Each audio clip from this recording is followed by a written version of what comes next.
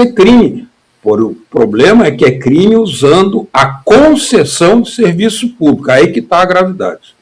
Exato, Beto, olha, eu concordo integralmente com você. Inclusive, eu comentei no início que nesses últimos 10 dias eu fiz 2 textos envolvendo essa questão, né, da Malu Gaspar, a Globo, a mídia corporativa. E no segundo texto eu proponho 3 reflexões, né, e 2 delas você, inclusive, já colocou aí, né, de outra forma, do seu jeito, mas a primeira é o seguinte: a gente precisa, sim, de um código de ética para o STF. Aliás, todos os poderes têm que ter código de ética. No Poder Executivo, tem código de ética para o presidente da República e até para o mais humilde servidor. Né? Agora, quando chega no Legislativo, os deputados parece que não estão nem aí, pelo menos nessa legislatura, não estão nem aí, porque estão fazendo o que bem entendem. Olha, essa questão das emendas, isso é gravíssimo, né? Hoje, inclusive, o presidente Lula vetou uma modificação, um aumento no fundo partidário, que geraria um gasto extra de 160 milhões no ano que vem, para os partidos políticos, né? Bom, então, primeira coisa, que estamos super de acordo, é preciso esse código de ética. Agora, o que me estranha, né, mas a gente sabe o que está por trás disso, é que esse código de ética só seja colocado agora. Porque escritório de parente de ministro atuando, advogando no STF, eu acho que são praticamente todos. É histórico. Agora, e histórico, todos, no passado também. Né? Agora, quando é do interesse da classe dominante, do qual o Globo é parte, aí sim isso vira um escândalo. Né? Nossa. Então, são seletivas essas coisas, são muito seletivas. Né? E o outro ponto Oi? Eles levantam o problema. Tem uma frase que retumba até hoje, acho que é do ministro Gilmar Mendes, né?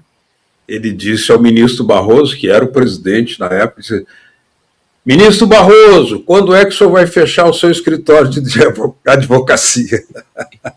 Exato. É mais escandalosa que isso. E não acontece nada. Além de escritório, né, muitos deles têm fundação, né, têm instituições, fazem eventos, têm um pagamento milionário por palestras de bancos, de grupos econômicos nacionais e internacionais. Está tudo errado. Está tudo errado. A pergunta é por que só agora que virou erro e antes não era erro? Né? Ou seja, tem um objetivo específico. E a outra questão que você coloca, eu também concordo, em gênero, número e grau, é essa questão da mídia. Eu acho que a grande reflexão que a gente precisa fazer desse episódio é que, ao contrário do que o Grupo Globo diz, inclusive naquele esquema do fato ou fake, né, daquela checagem, né, que é a maior mentira que eles pregam, eles dizem sempre que eles não fazem fake, eles checam tudo e tal. Olha aí, né, completamente desmoralizados.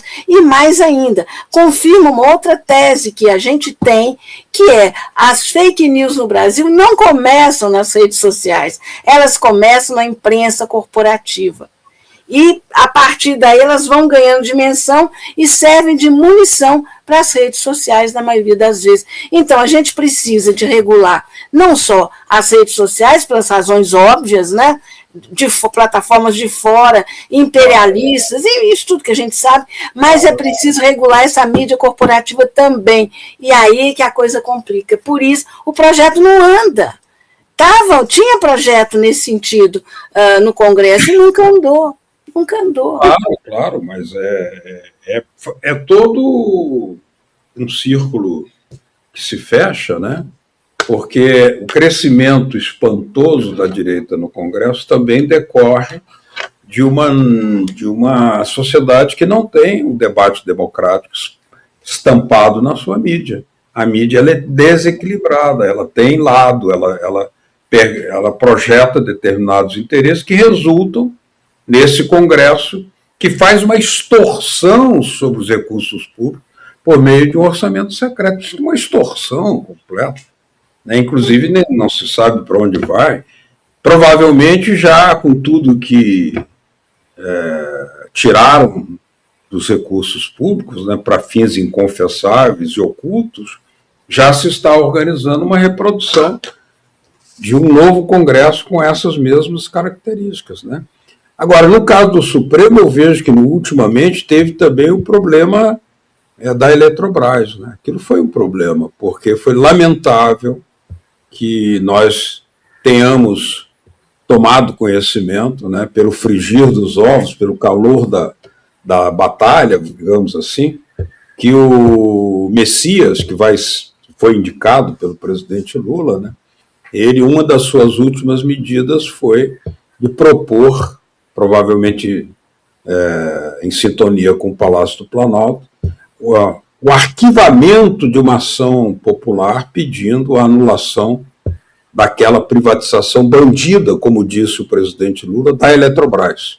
Se foi bandida, se foi de lesa pátria, por que pedir o arquivamento, quando o próprio presidente tinha se disposto a questioná-la logo no início, e na campanha eleitoral, especialmente?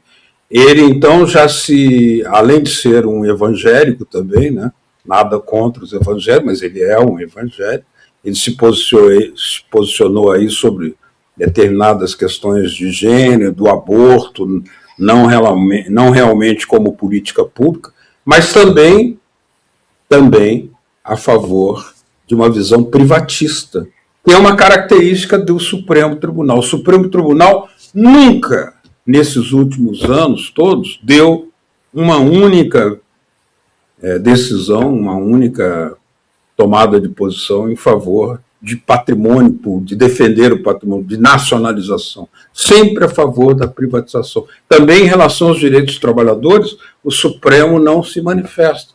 E nessa questão da Eletrobras, por exemplo, tivemos 4 votos a favor da não realização daquele acordo com os novos donos privados da Eletrobras, né?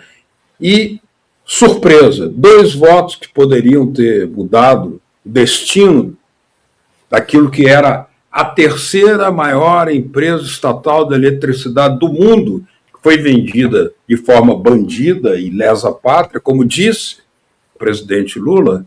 Esses 2 votos, do Zanin e do Toffoli, foram a favor de manter o acordo com os privateiros.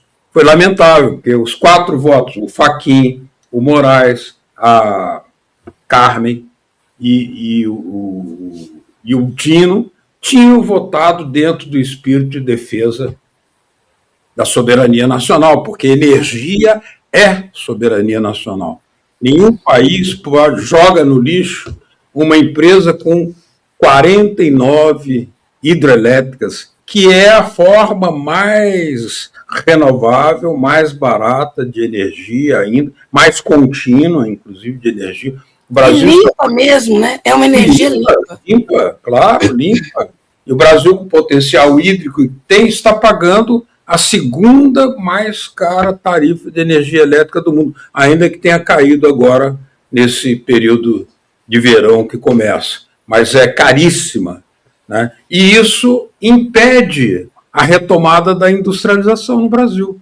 Porque se o custo de produção é alto pela energia, pela eletricidade, não deveria ser assim, mas há uma forte tendência, por meio de um lobby de grupos poderosos aqui no Brasil, entre eles o Soares, da Bahia, o grupo ligado ao ex-presidente Sarney e ao Jucá, que estão empenhados em promover o uso da termoelétrica.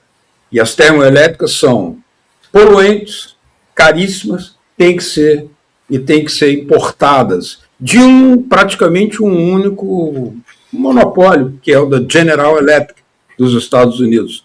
Então, quer dizer, o discurso do presidente Lula de priorizar a reindustrialização fica meio capenga, porque, na verdade, houve uma tendência do governo que foi conivente com o processo da privatização da Eletrobras e traz todos esses prejuízos de custo, de subdesenvolvimento, de desindustrialização para a economia e para a sociedade brasileira.